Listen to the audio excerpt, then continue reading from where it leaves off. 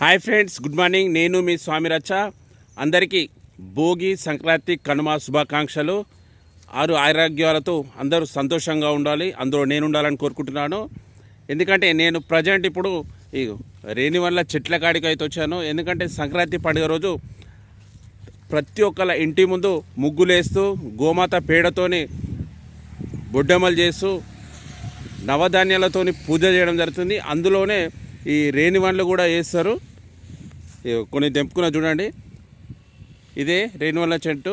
అందుకే ప్రతి ఒక్క ఇంటి ముందు అయితే నవధాన్యాలతోని ముగ్గులు వేస్తూ ఆకిట్లలో అయితే ఫుల్ సంక్రాంతి ఫెస్టివల్ సంబరాలు అయితే చేస్తారు.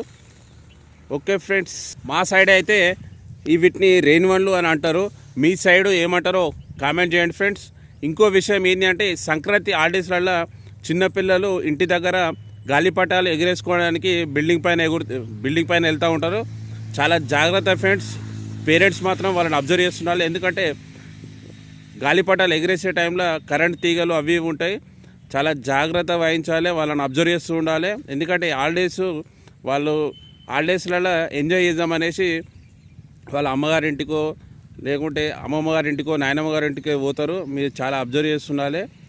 చూడండి ఫ్రెండ్స్, ఇదే రేణివన్ల చెట్టు. సంక్రాంతి రోజున ప్రతి ఒక్క ఆకిట్లలో ముగ్గులలో గోమాత పేడతోని బొడ్డెమ్మలు చేస్తూ దానిపైన వేసి నవగ్రహాలతోని ముగ్గులతోని పూజ చేయడం జరుగుతుంది. అందుకే తెంపడానికైతే ఇక్కడ వచ్చాను. Once again happy Sankranti. నా ఛానల్ ఫస్ట్ టైం చూసినట్టయితే సబ్స్క్రైబ్ చేయండి. నా వీడియో నచ్చినట్టయితే లైక్ చేసి షేర్ చేయండి ఫ్రెండ్స్. ఓకే, చాలా టేస్టీగా కూడా ఉంటాయి రేణివన్లు. Okay, bye.